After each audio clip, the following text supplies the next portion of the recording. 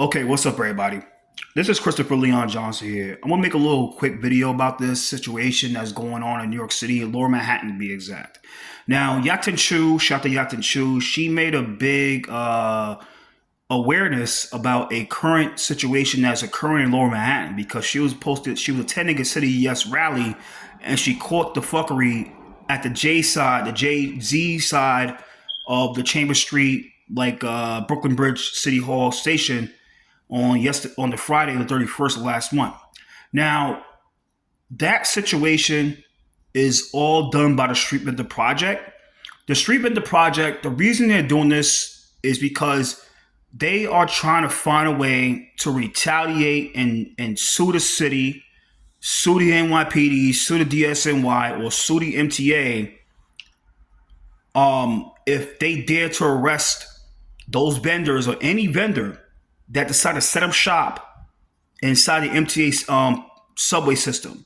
Now, they did that same trick in 2019 when the NYPD arrested that Cheerio seller, took all the things. She was crying, got viral, and all the elected officials came out of there in the district, and Sandy Nurse was out there before she became a elected official. So what they trying to do here, guys, like I said, don't you people got to be careful when it comes to trying to fall into the trap of the Street Vendor Project. The goal here, like I said, the goal here is to find a way to make these people a martyr. And then once that happens, guys, and people say once that happens, when one of these guys get arrested, it's going to be game over. Those guys and gals will be back on that Brooklyn Bridge because all they got to do is say, well, fuck it.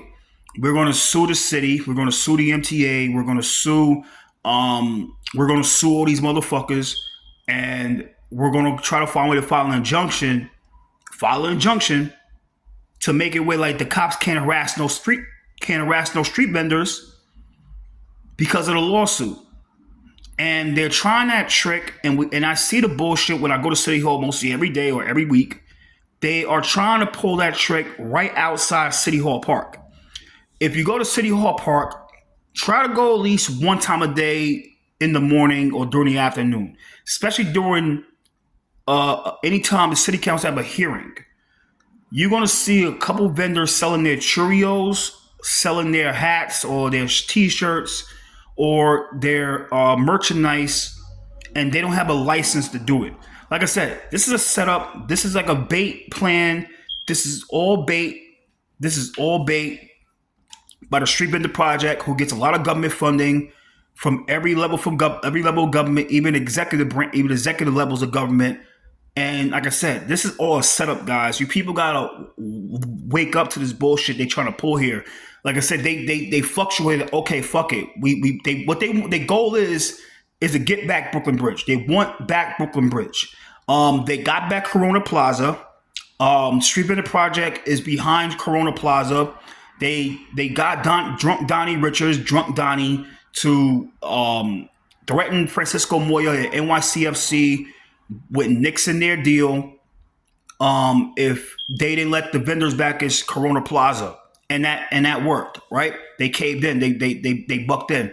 Now, what they want to do, and I said they're not stopping this. They want back Brooklyn Bridge. They are fighting for get them guys back on Brooklyn Bridge before the summertime. Now, like I said, the goal here with the Street Vendor Project, guys, look it up. They are under the Urban Justice Center. Their goal is let's get these guys and gals out there to sell their shit.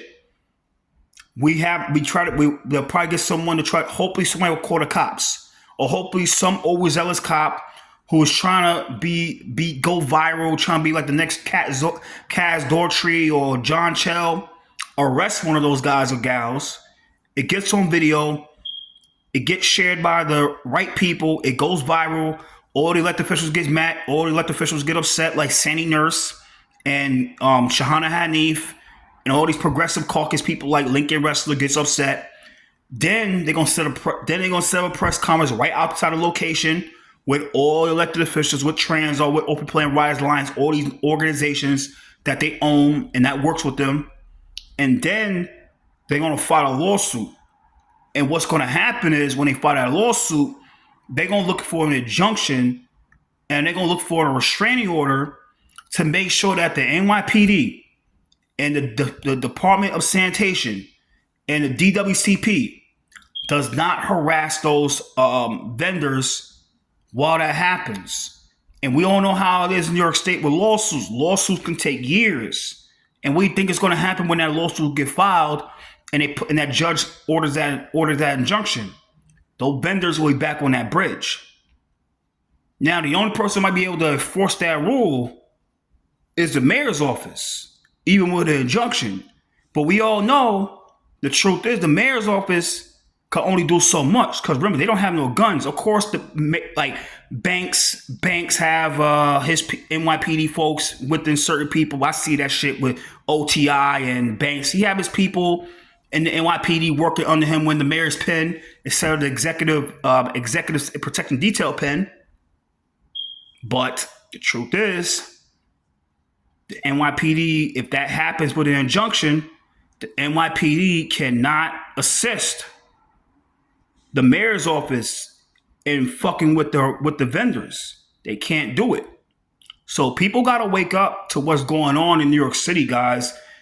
This is a pre-planned setup by the Street Vendors Project to try to sue NYC in a lawsuit with the help of sacrificing a vendor by a vendor being arrested. So that's all I got to say. That's the truth. The truth hurts. Like I said, look it up. Shout out to Yacht Truth for bringing up the tweet. And look, I mean, that's all I got to say. It's not but a setup, guys. Be careful. Stay safe out there and watch out. Later.